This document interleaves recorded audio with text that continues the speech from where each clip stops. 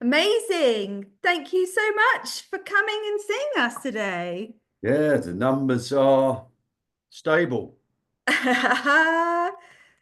It's fab. It's really good to see you here with us today for this week's MoneyTree Mastery Property Show. Absolutely, it is. Yeah, it's quite a bit going on, although Oh in the my world of goodness. finance, not as much as we'd like. But Yes, it's a busy, busy time at the moment, but I'm so happy that you've all taken your time to spend with us for this hour of property chat. No frills, no fluff, just pure property chat. So, well, just for the sake of the recording, I will announce who we are, even though you do know who we are because you've been arriving very, very regularly. So, I'm Jackie Dobson. I'm your host of the Money Tree Mastery Property Show, along with my me, I'm Neil amazing Dobson. husband, Neil Dobson. And together, we are the Money Tree Mastery. We're hosts of a networking event. We're mentors. We're property investors. So we are very much in the thick of it, still growing our portfolio, still dealing with all the things as property investors that get thrown at us. Um, yeah, Yeah. so we just want to impart and share our knowledge, our experiences, give you the best information we possibly can on what is going on in property at the moment. And there's quite a lot, to be fair. This week, this There is is. jam-packed with information. So, was it Tuesday morning? We got up extremely early, We went did into indeed. sunny Suffolk and sat in a meeting called Suffolk Safe Renters. And yeah, which was, well, the opening line really got my back up, and I had to be held in my chair without standing up and saying something, I because don't think you were the only one. one of the top subjects, obviously at the moment, is damp and mould. And his opening line was, "You landlords can no longer assume it's the tenants causing it." And I'm thinking, we don't assume it's the tenants cause it. We assume there's a problem. What is the cause? So I was really, yeah, irritated by, well, 30 seconds in, weren't we? The only thing that sort of We kept me in were. the chair was the fact they did nice bacon rolls, I think. But let's not start the show with a moan. Let's start No, it no, it's not a moan. It's an observation. positivity. It's an observation because there's so many great landlords out there. Oh, I think absolutely. they're Well, there's a getting room full an of them. unjustified hard time. Yeah. Where, all you hear is the negatives. And there's a lot of positivity in the world of property. And certainly from a landlord point of view, creating nice homes for people Most is a pleasure. definitely. So yeah, that's not a moan. It's an observation how someone really ought to get their opening line very much different to get everybody on side, really. Okay. Well, thank you for that share. But shall we start the show properly? Oh, I thought we And had. You'd done the intro. Oh, before oh we dear. start getting into the Oh dear. nitty-gritty,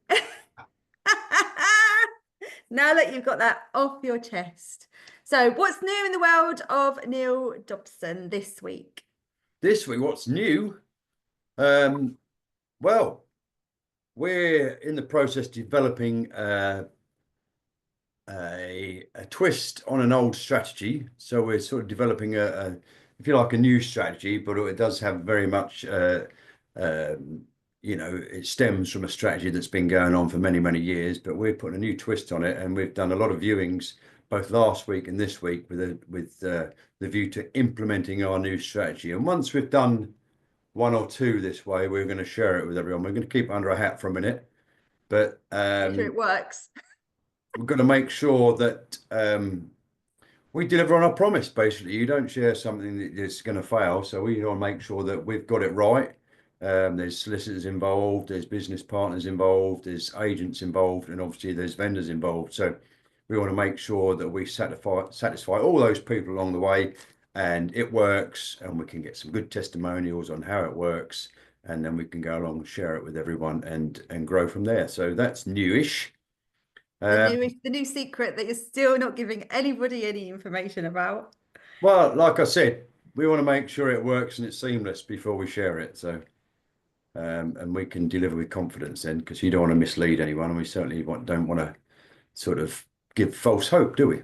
No, absolutely not. We'd prefer to try it. That's actually something about our education, is that we won't teach anybody things that we think we know. We'll only teach what we actually know, stuff that we have done, we've experienced the results, and we can definitely 100% say this procedure or this process actually works. So yeah, that's Yeah. something that they're very sort of clear But on. So what's new? New books? Have you had a new read this week? new books, I'm revisiting Go for No. So yeah, it's.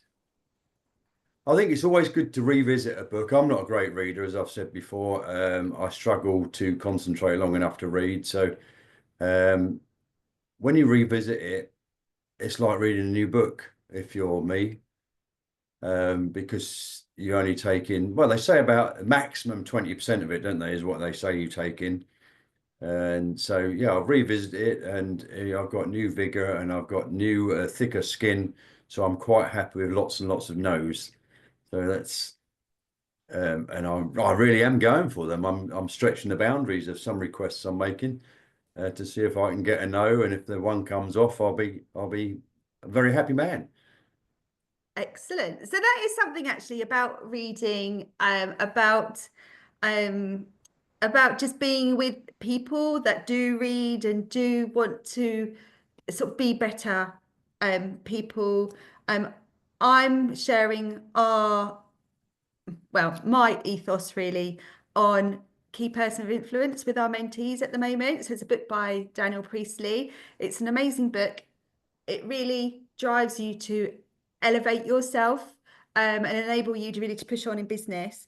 And a book I'm reading at the moment is the Slight Edge, and that talks about always reading like 10 pages a day of something that is sort of like a self-improvement, or is going to fill your head and your mind with like positivity, and just give you that vigor to carry on and really, really want to go for your dreams. And that's something, as business people, we need to do a lot, because it is so easy. This is what Neil and I feel like at the moment, getting things thrown at us from absolutely every angle. We feel like at the moment we're just mopping up a lot of messes where there's things, yeah, that we just need to sort out. And if it wasn't actually for being able to immerse ourselves in like that environment of someone sort of filtering all the mess out, then I think yeah, it would be a Well, lot harder, that's for sure. I think what it does, it helps you establish the mindset to tackle it in an Head orderly on. manner, in a structured manner, so that you actually make progress. If you've got Yeah. the wrong mindset, you get overwhelmed and you don't achieve anything. So you've got to have a lot of structure. But I was just going to say that, everybody learns in different ways. I probably take less in or retain less information by reading than I do watching or listening. So if I'm yesterday, for instance, I sat an anti-money laundering refresher. So obviously to keep up to date with it and to keep our accreditation going, etc. And they offer you a video to watch first, and then you have to take the test afterwards. To me, that was very straightforward, because watching a video, I'm absorbing it and I retain a lot of it. If I was reading it, I may have struggled a bit more on the test at the end, but the fact that they threw a video at me was perfect for my style of learning. Yeah, well, that's the great thing Retention, yeah, nowadays about yeah. having it on or audio and read it as well. Amazing. So, yeah, Tuesday, as Neil has already mentioned, we got up nice and early, 2 hour drive to sunny Suffolk. There was nothing sunny about Suffolk on that day, I can tell you. To sit in this, it was in a beautiful, beautiful setting, but you could just feel The the unrest. the absolute unrest. So we went to hear about we've been following the renters' rights bill. Obviously, as we are landlords, we want to know what impending changes there are. It was actually really nice because our favourite our letting agent of the moment actually arrived and sat with us. So that was lovely. So it was full of landlords. Um, only a few letting agents, which I found quite surprising, unless they're just deciding to get their information from other avenues, which is fine.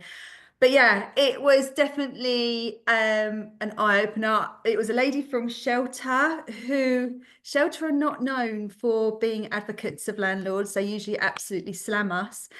So I felt that she was very brave being the one She was, and she got a delivering, particularly hard time. yeah, delivering the changes. But you could, yeah, it's just like it's the things that they, I mean, it's not even suggestions anymore because it's gone past the second reading, hasn't it? Now it's on. Yeah, I mean, they're very optimistic and stating that they think most of it's going to be implemented by spring. I don't think there's any chance yet. There's a lot of hoops to jump through Parliament first. So I reckon realistically you're looking at July, August before it really comes in. But they actually also spoke about sort of staging and staggering the process so it comes in at different times, which, you know, I think could be a really messy. So I think that might get overruled, which will delay the implementation anyway. So I think ultimately we can probably enjoy the summer before anything happens.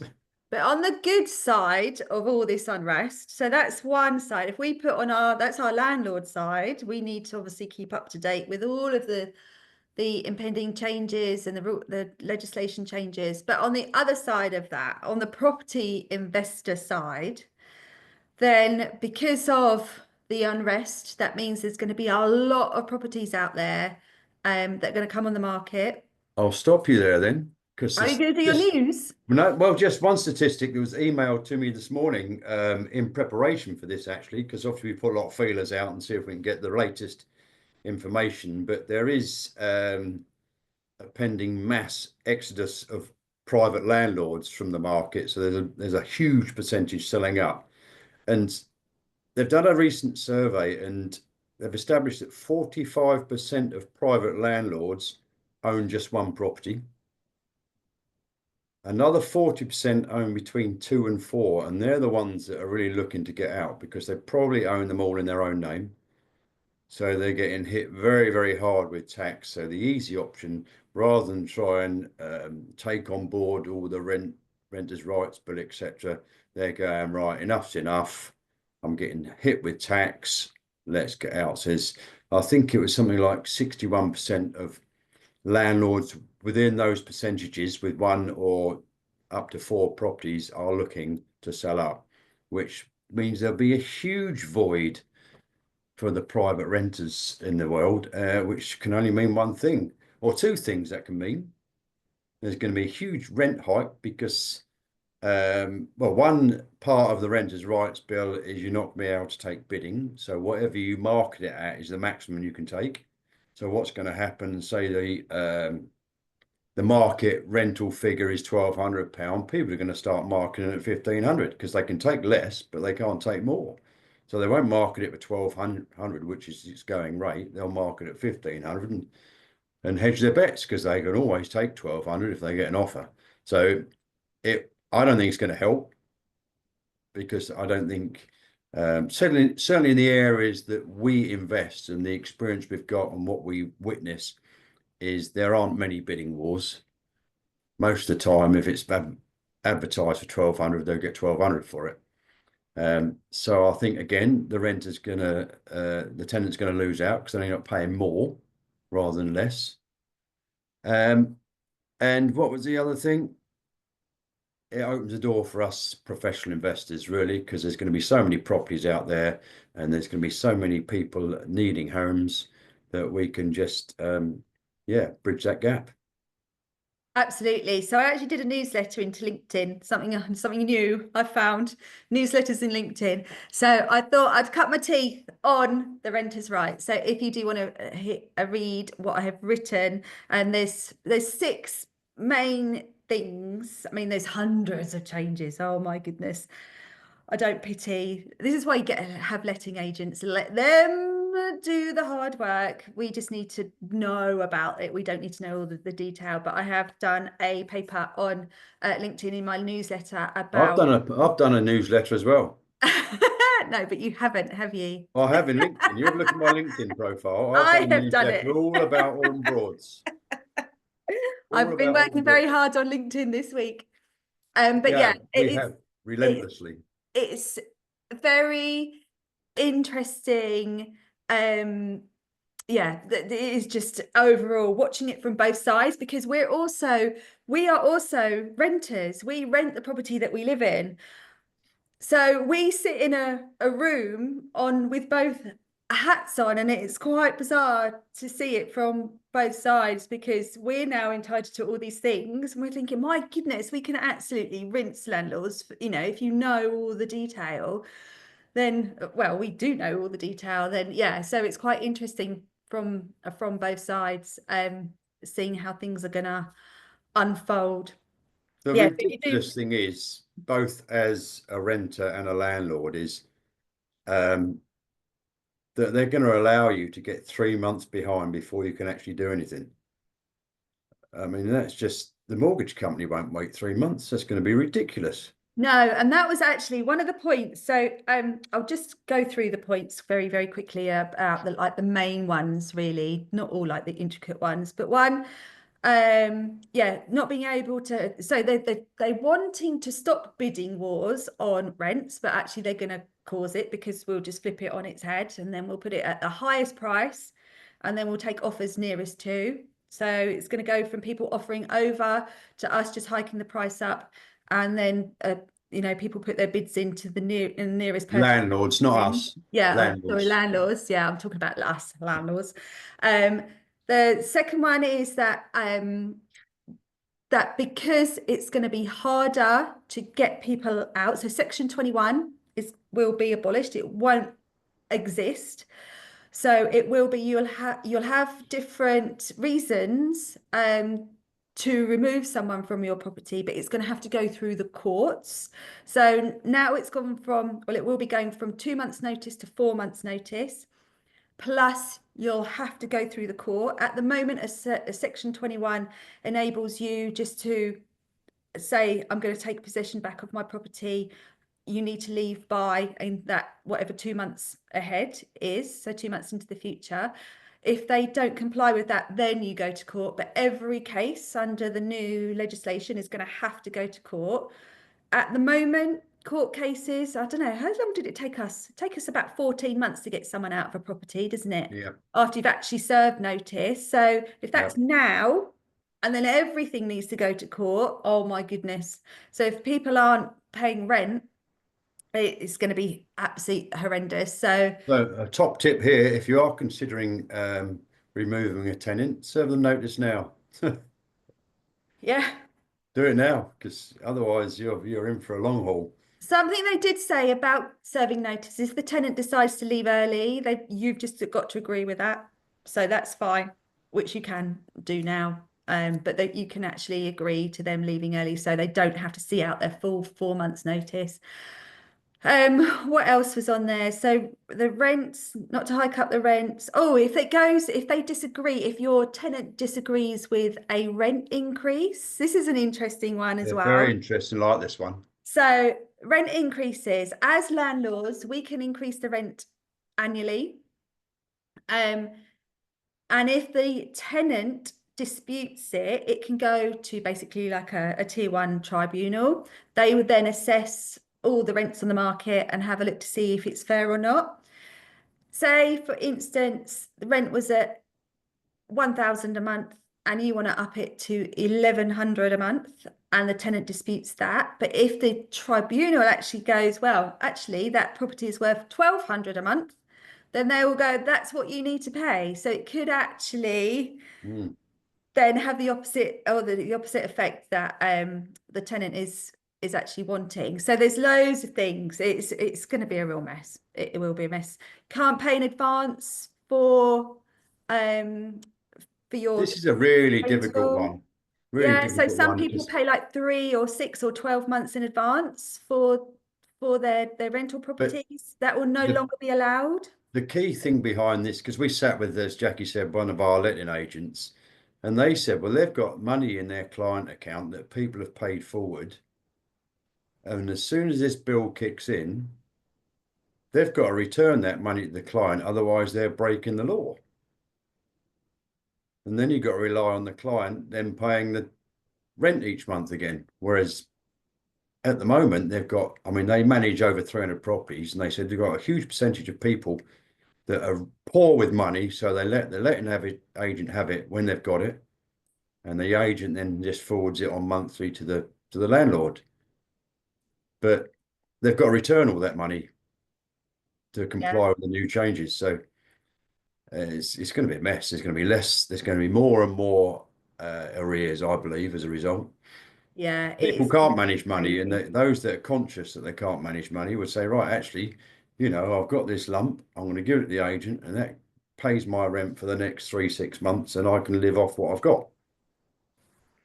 So, you give a youngster, I know I've got two sons that aren't particularly young anymore, but when they were, if they got a bonus in their wage packet, that was spent before the end of the day, usually. So, I it's, think we're all a bit like that, weren't we? yeah, yeah. But let's have some good news. So the EPC deadline has been extended to 2030. I know So it was going to be 2028, wasn't it? Well, yeah, so was it going to be it's this been year to start with, and then yeah. that got abolished? So Ed Miliband, who's driving the country forward, has extended it to 2030, and we got to go from an E to a C.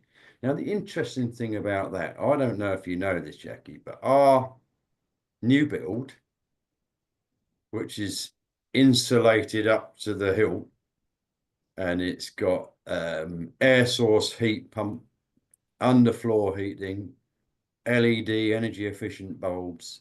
Do you know what this EPC we got on it? No, I don't actually, because you've sort of been dealing with that project. A D.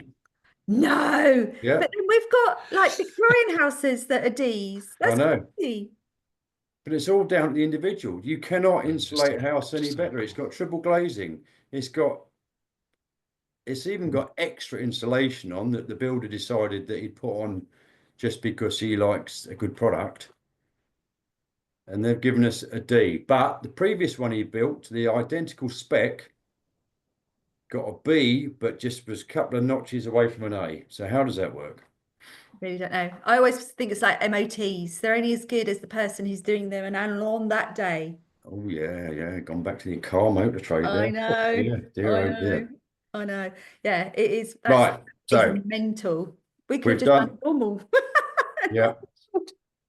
So So what else is in the news then? I'll hand it over to you. What else is newsworthy? Anything on the mortgages? well, obviously Jake's not with us today. Surprisingly, although there was a Bank of England base rate cut last week by 0.25%, so it's now 4.5. Most of the lenders in the investment world haven't followed suit. 15 lenders have actually reduced their mortgage rates last week, although about 85% of those are the high street lenders lending to, private residential borrowers. So it's not good news, particularly for the investor as the interest-only mortgage, buy-to-let mortgage, etc. But I'm sure once that sort of steadies out and people are confident, because there's talk of another rate cut, isn't there? So not too long away, so 6, 8 weeks away. So I think before you know it, we'll see the rates starting to come down, and obviously they're going to get competitive with each other, and that usually drives an interest rate cut once they need to kickstart their business again. House sales were particularly good over the last 3 months, so potentially they've got a backlog of paperwork. So what they do is they leave the rates high until they've sort of got through the backlog, and then to kickstart their business, they do a rate cut, a new product, or a very inviting product to kickstart business again. So watch this space. Other than that, really not a great deal of lending news.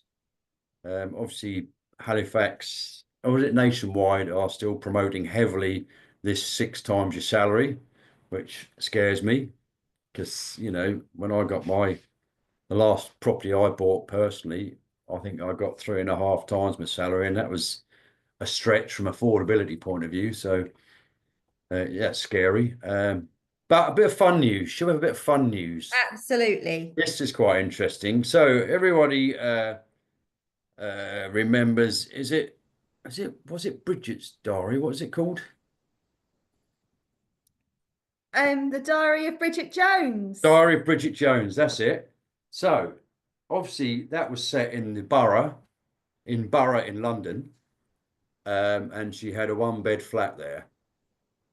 Now they've monitored the increase in prices of one-bed flats in Borough in London since 2012 when it was 2012 when it was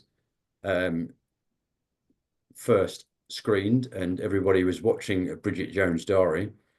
And back then, you could have bought that property for 189,000. Hang on. I'm moving on to a different page. Hang on. Big news, this big, exciting news. No, sorry, since 2001 when it was first shot and screened. So the value then, obviously the property was fictional, but one-bed apartments, flats in the area become hot property. So the average price then was 186,000 for a one-bed flat in Borough in London. And if you want a one-bed flat there now, 549,000. My goodness. I can't believe And there's 186,000. they attribute that purely to Bridget Jones' Diary and the desire to live there. Isn't that amazing? That is Barking. crazy. That's another Barking. picture in London, isn't it? Barking. Barking mad. So, and another quick property news. Hang on. I'll drop my scriber. Come back. So, another survey has been done since 2012. February and March has had the highest house sale figures of any 2 months all the way through to 2025. And February this year already is mirrored it. So we're looking at the same sort of figures this year. We're on average 66.3% of houses listed have agreed a sale in February and March. And why is that? Every single year since 2012, excluding 2020 when we went into lockdown. And why is that? Because everybody falls out at Christmas, splits up, and they need a new home. Or it's the impending stamp duty change. Oh, is it? Well, no, because it's every year. Well, every year, February, March, or January and February. February and March, consistently since 2012, excluding 2020 when we were in lockdown, February and March has the biggest house sales of the whole, any month, 2 months in the year. So it is. There's two things. People are splitting up at Christmas, or there's a cold snap and there's a few Yes. Available houses, vacant houses, should we call it? Or you sit at Christmas and you have all your friends around and your family and that and say, this house isn't big enough, we need a bigger house. So that's possible. So that's very interesting, actually, because December's always a good month for deals being accepted, like our sort of deals, our offers. Well, personally, ours most successful month's been October because people think that you're going to complete by Christmas and they're going to get their money. So it's just keeping your ear. We would always advise keep your ear to the ground and actually speak to agents, speak to estate agents, and to see how the market is going. At the moment, they'll tell you that it's very strange, which it is. It's peculiar because every agent we speak to saying there's a lot of uncertainty, nothing's really moving, and then you get statistics like that which contradicts it. So I don't know. I think many of the agents, especially the independent ones that are open and honest, had it so good during the tail end of the pandemic when house prices shot up that now it seems very flat, whereas historically it's probably slightly better than it used to be. But the COVID years has distorted the figures and their mindset as to how business is, really, I think. Yeah, I think before COVID doesn't really exist now, does it? It's very strange because it's such a pinnacle time in our lives that it's especially when you're looking at recently sold, because land registry obviously they're a bit behind as well as when they put their numbers in. So yeah, if you're looking for like comparables on land registry, then I would take into consideration how the property market has actually changed and fluctuated throughout that time, and then drop them by about 10-15%, so you get a true reflection of what's actually happening Yeah, now. I'd be very careful of including 21, 22, 2021, 2022 figures Yeah, in your comparables. I'd almost rule them out because it's so distorted. I mean, we first time ever, we had an offer accepted prior to COVID, and it's a house we really wanted, but we stalled conveyancing when we first went into lockdown because there was a lot of negativity about which way the housing market was going to go. So we didn't want to get into a deal and then find out that we hit a recession because of COVID and house prices plummet. So we stalled conveyancing, and ultimately we lost the deal because of it. But nobody knew to the extent of which house prices were going to increase. And that all come about really because people weren't going out and weren't going on holidays. They had lots of spare cash, so they thought their affordability was better. So they'd go and buy a bigger house. And then it obviously, bidding wars went on and so on and so forth. So that's why the market really spiked. So it's very, very distorted. And,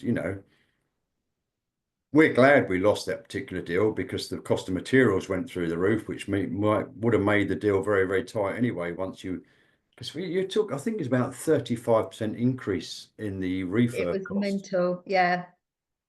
And we like to do what we call money in, money out deals. So we get all our money out on the refinance, but we'd have had to leave money in, which goes against the grain on that deal. So we made the right decision, but we never like messing vendors about. So that was, out of character really, but so was the pandemic, wasn't it? Slightly, yeah.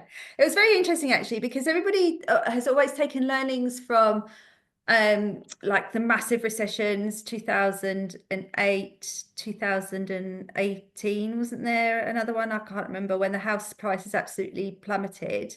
So it's quite interesting because this did exactly the opposite.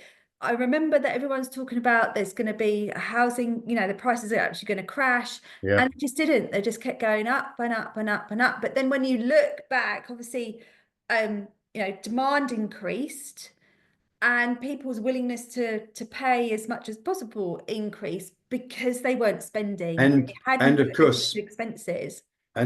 money was extremely cheap then as well.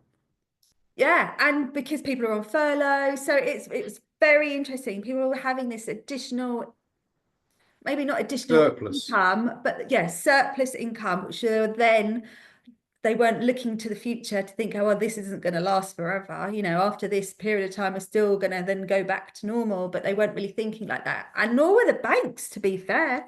The banks weren't really thinking like that either because they just ask for your expenditure as it is right now. So, Well, yeah, so it's look, interesting looking back and just seeing how society actually were thinking about their well, finances. you look at my oldest son, Ross, he had to do a refinance about 8 months ago, I think it was.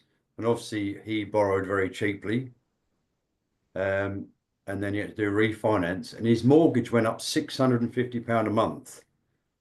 Now, there's not many people of that age that could afford that increase. He's fortunate that he could because he's grown his business and he's got a much better income, etc.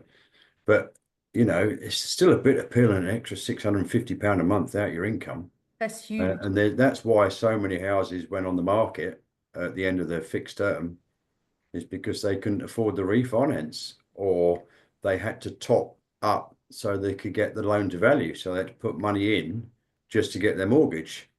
So yeah, it's interesting, very It is interesting really how interesting. whatever the decisions you make now, you have to look at how they can affect you in the future and Yeah, and also what's for gonna property happen. investors as well, we can almost like Yeah. have a little crystal ball and see what's going to go on in the market as well. So yeah, so that is really interesting from our point of view.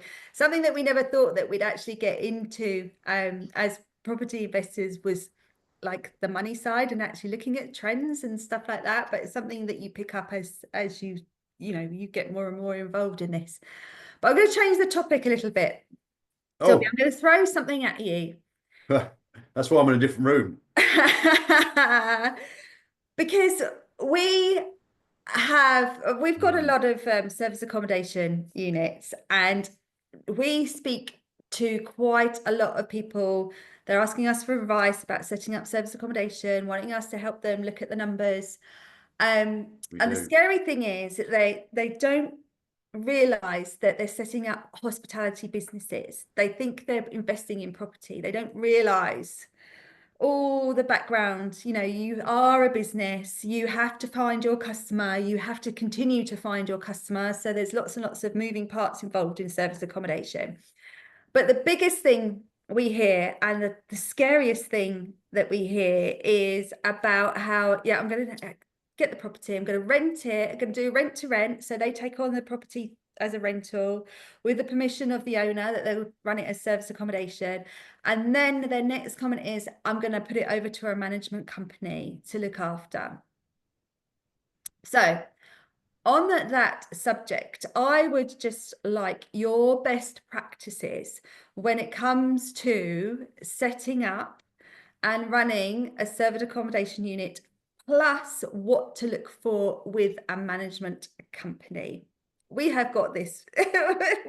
So we're focusing on rent to SA, are we? So rent to rent Yes, yeah. process. Hugely skeptical about that right now. Rent to rent was a short form of options originally. So an option to purchase, which didn't work. So rent to rent came about. I mean, there's so many pitfalls, and especially with now cash flow, because rents have hiked. So to get them a cash flow is more difficult. But before you even get to that stage, you've got to look at, you know, the lease. Does the lease allow a business to be run from that property? Is it owner occupier only? Is it single family rent only? Can you actually run serviced accommodation from it? So there's certainly, you've got to dig deep into the lease to make sure that it's permitted for you to run a business from that property. Secondly, and the one that's very topical at the moment, I don't know if we touched on this previously, but the mortgage. More often than not, it won't have the right product on it for you to allow to sublet it. So because from a mortgage company's point of view, serviced accommodation is far more risky than your private renter. So generally you pay more interest, a higher interest rate on a serviced accommodation mortgage than you would on a buy-to-let mortgage. So the mortgage product, I would say 99 times out of 100, doesn't allow you to sublet and someone to run serviced accommodation or a business. You're running a business from the property. So again, that's another one too. There are ways around it, and rent to rent's not dead because there are a lot of unencumbered properties out there, which, you know, you can certainly do rent to rent on. Then what we get most of is, because we're subcontracted by a big education company, and we do one-to-ones on their behalf. So I would say 50% of the one-to-ones that get booked with this is, oh, I've agreed this deal on a rent to SA unit, and it's not cash flowing. I'm gonna have to top it up with money every month. Well, the first thing is, why did you get into it before you sought any advice? And the second thing is, did you just find a property, or did you search if the demand was there and then find the property? And it's usually, you know, it's the wrong way around. People just find a property and then see if there's any customers for it. Whereas what our mindset is, right, we'll find a location that's got real demand, and then we'll go shopping in that area. To be fair, we like to buy refurbished to SA rather than rent to SA. But there's so many pitfalls. And just going back to the mortgage now, we were on a webinar a week or two back, and the finance companies, the lenders, are now using bots to search the online travel agents, your booking.coms, your Airbnbs, to see if the properties they're funding are listed on the online travel agents. And if they are, they're recalling their mortgage. And sometimes you only get 7 days to pay it back. So rent to rent, for my mind, unless it's unencumbered, is or you pay for a product switch, so you pay for the landlord to change the mortgage product. I think rent to rent in its current form is going to be dead in not too many years' time, because there's going to be a lot of people that have had their mortgages recalled and they've had to pay them back. Like I say, the harsh ones are saying 7 days, some of them are giving you 28 days, some a bit longer, but and that's without missing payments. So there's no red flag that you've missed a payment, what's going on. We're using a bot to find out whether you're breaking the terms and conditions of your mortgage product. So that's quite scary. Just say a few words about insurance. Yes. Insurance. On the property you're talking about now, yes. Who is responsible for the insurance? And in my view, it's going to be fairly difficult to get hold of, right? To insure that property. No, I mean, you need, is it public liability, don't you, for trips and Yeah, slips? so the building still gets insured by the Yeah. landlord. So the owner will insure, that's their duty. Yeah.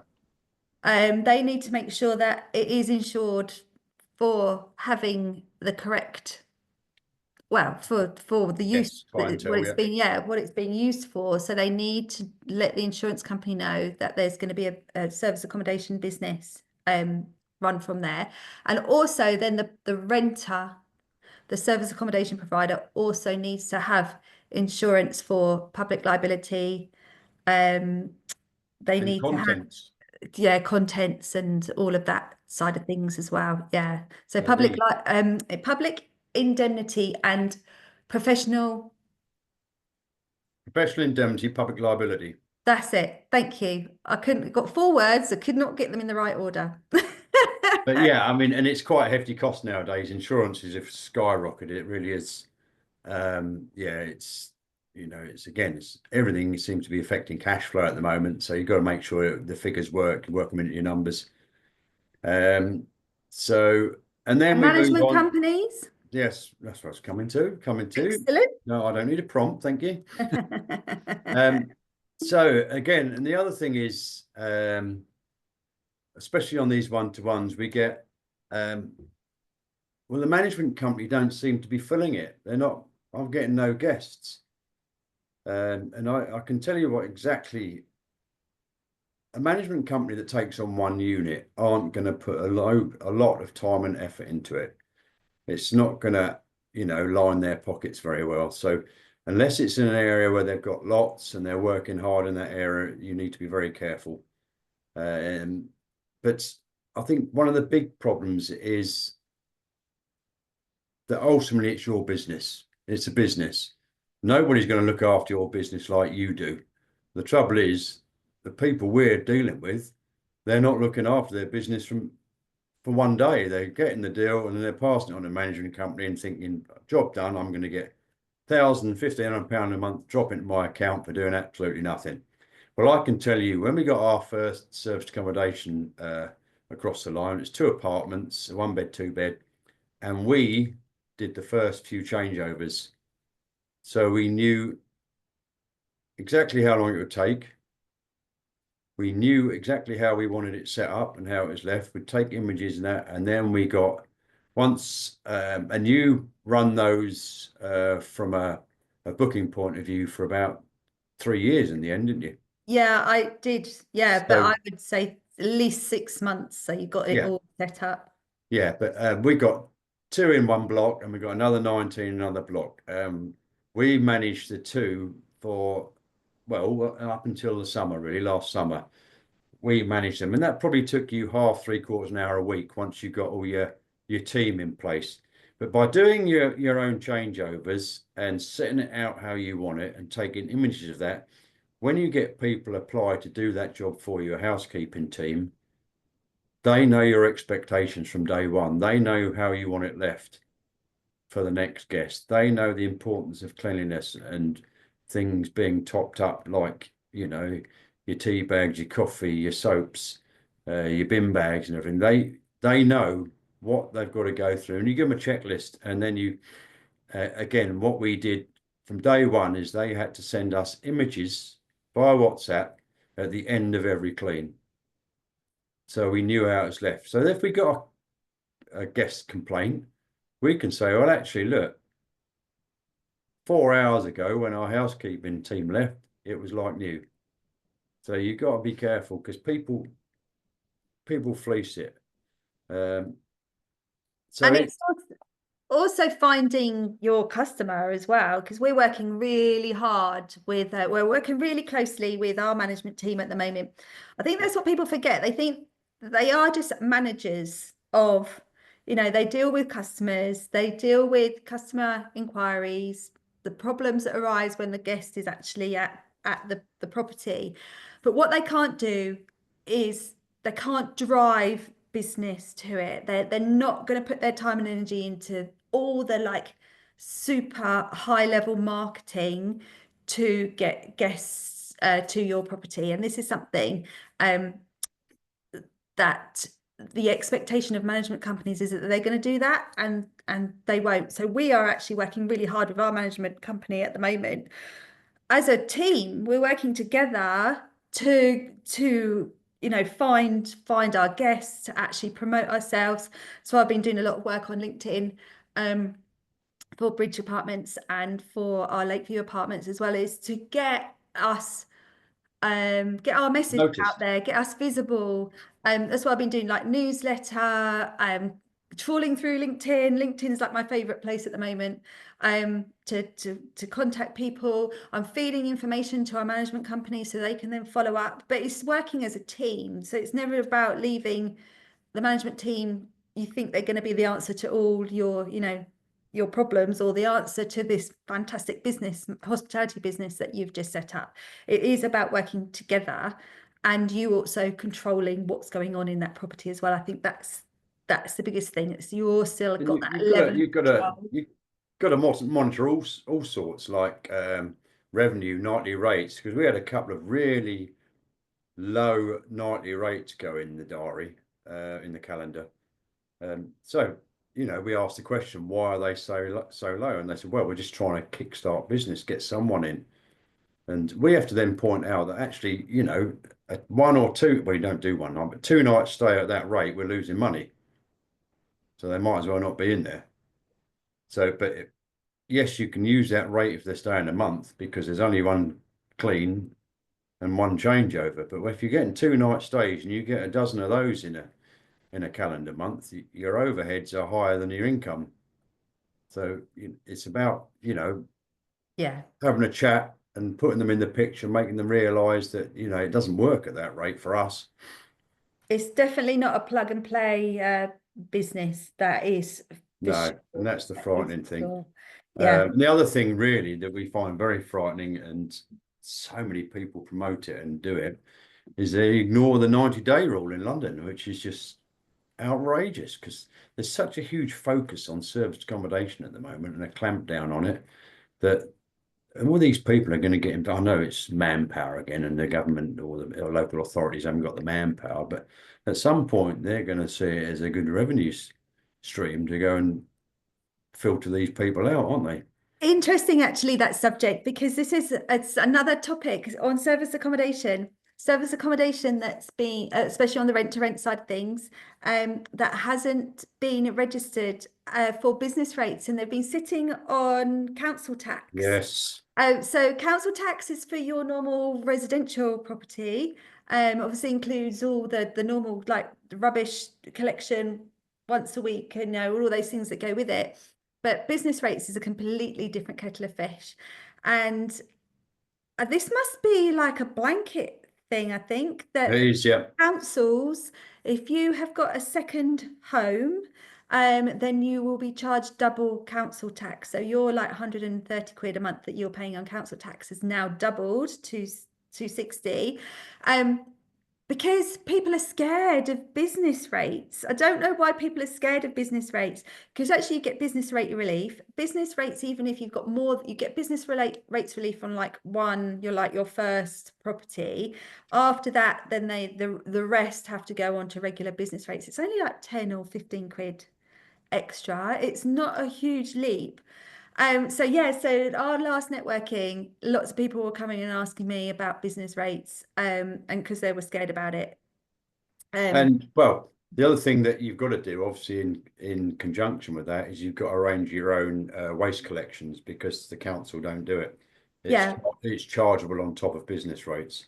But if you've just got one service accommodation unit, then the likelihood is that you probably won't pay any business rates on it anyway, because it's under a certain square footage, Yeah. you get business rates relief. And so you probably won't have to pay a penny, which is quite amazing. So yeah, so that was a hot topic. So it's all it's all changing in all areas, isn't it? With all the renters' rights bill coming into play.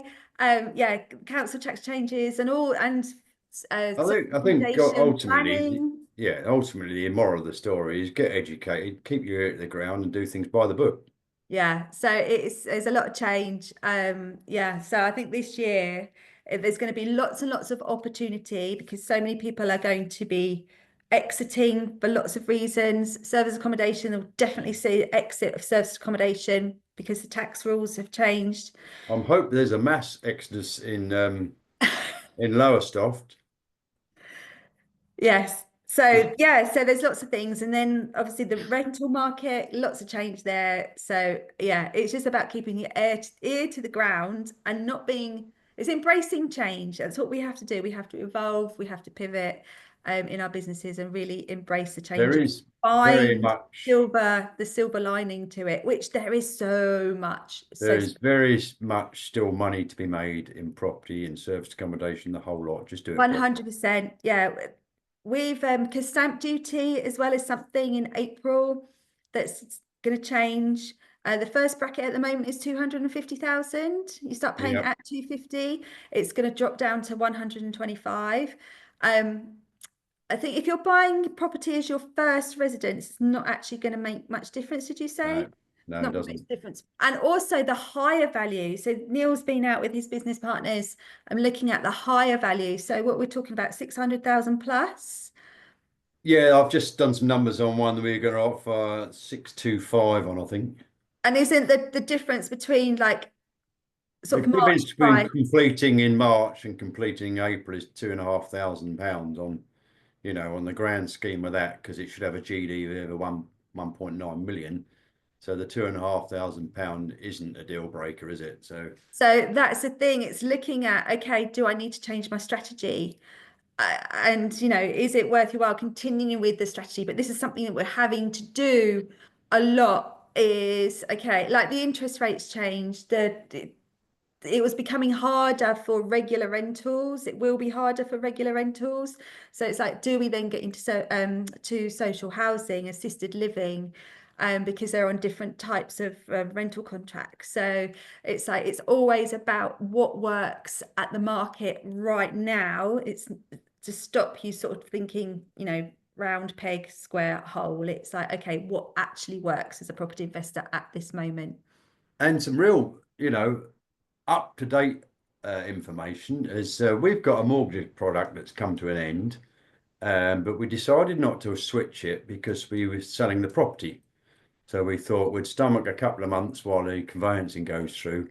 And then we got a notification today that they're putting the interest rate up to 10.48% Basically doubled our because we're out of payments. contract. So which is more than double. And so it deems that the payment's about £1,600 a month now. So I went online on their website and contacted them, and we can do a 1 year product switch at a seriously low rate. It's 4.3%, I think. There's a few fees to get into it for a switch, but that means that and it's a 1 year product, and there's only 0.5% early redemption fee. So once it's gone through, we can get out of it cheaply as well. So, it's well worth doing, the money we're saving while it goes through conveyancing. So Yeah, and our mortgage broker actually, we did, but he didn't come up, but then maybe we didn't ask for a 12-month. We did just ask for 2 years, maybe. I didn't realize that we could do 12 months, to be fair. I asked him for options. So There we yeah. go. So yeah, so that was a bit of good news on Might our be why he hasn't point. showed his face today. Maybe. But Thank you so much for coming. I can't believe an hour has Is nearly it? Oh passed. my word, it has as well. Yeah. Yeah, so we've got a few minutes. If you've got some questions, if you've Anyone got want to say any anything? queries, then please come on. Anne-Marie, or Nigel and Steve, it's great to have you I here with us thought we'd offended today. Steve. He hasn't shown his face for a few weeks. I know we had a week off and Yeah, we he kept came asking, back. where's Steve? Yeah. That was the thing is, I'd got into this very regular routine of coming to the thing, and then you had the week off, and that's when I'll come the following week, and then I thought, oh. So once that break happened, Yeah. you know what I mean? This was It is habits, isn't it? that's right. Yeah. But just a point, I'm doing some work on this EPC stuff, to be honest with you. So I'm doing I'll call it a fairly major project. Okay. And I think I mentioned to you before that we bought an old building. And this has got me a little bit interested, if you like, on, I'll call it EPCs and the future of EPCs and things like this. If you send me the data or the address, I'd like to have a look at this D that you've got. Yeah, I was going to get it reassessed. For the sake of £80–100, I was going to get it reassessed because it's not right. But I can send it to you. I've got all the build and everything, and Yeah, if you it's don't mind brand doing new. that. It's brand new. It's a new build. Yeah. The So warranty my hasn't even been issued yet. yeah. So my gut feeling is that the heating system that you've got is causing the problem. This What, is air my source heat pump? yeah, because it's running off electricity. So this is only my gut feeling today. Okay, but we will see. If you send me the either date or the address. That's interesting you should say that because they did try and sell me about 12 grand of solar panels. Yeah, but so the solar panels would do it a lot of good. There's no doubt. Yeah. But you're using electricity, which is not cheap, right? No. Even though you've got some efficiency gain on the heat pump, then fundamentally this is not cheap as a No, it isn't. But to be, I'm 100% honest with you, it's so well insulated yeah, that you can give the heating a blast for an hour and you can turn it off for the rest of the day. yeah. It's glorious. I mean, if it was Yeah, next to us, we'd live in it. the thing about EPCs is that you you might be far better insulated than the numbers that when you plug in what you've built it to give you, Yeah. right? This is the thing, because it's not measured.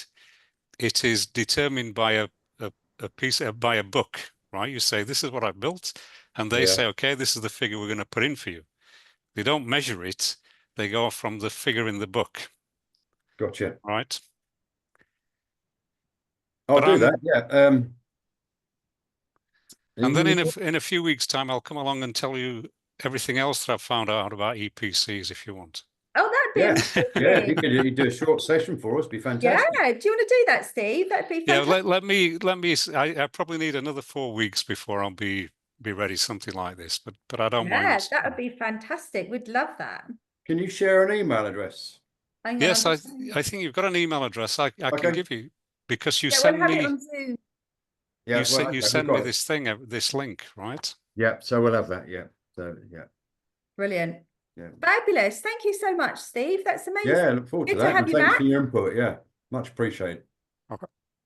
Wonderful. Right. Well, I it's don't time. know what's happened with Nigel and Anne-Marie's cameras. Oh, they're obviously just I listening mean, in. ultimately, we know what they look like. It's because they see so much of us. They're just like, Oh, we'll just listen. yeah, don't blame them. All right, brilliant.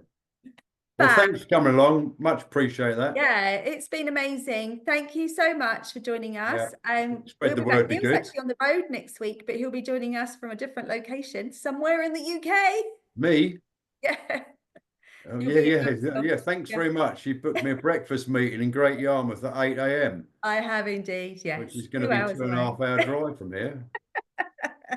But it's been fabulous. if you want to obviously, promote us on Facebook or LinkedIn or your chosen social media platform, then please do. If you need our help, then get in touch. Join our WhatsApp group if you're not already in it, and follow us on Facebook under the Dobson's Property and Ventures. Subscribe to my new newsletter on LinkedIn. And mine. And Neil's as well on LinkedIn. So we're just under our names, Jackie Dobson and Neil Dobson on LinkedIn. So it's fabulous to have you with us. We'll see you again, same time, same place next week, 12:30. Have a great week. Great to see you. Thursday. Fabulous. Thank Cheers. you so much. Thank you. Thank you.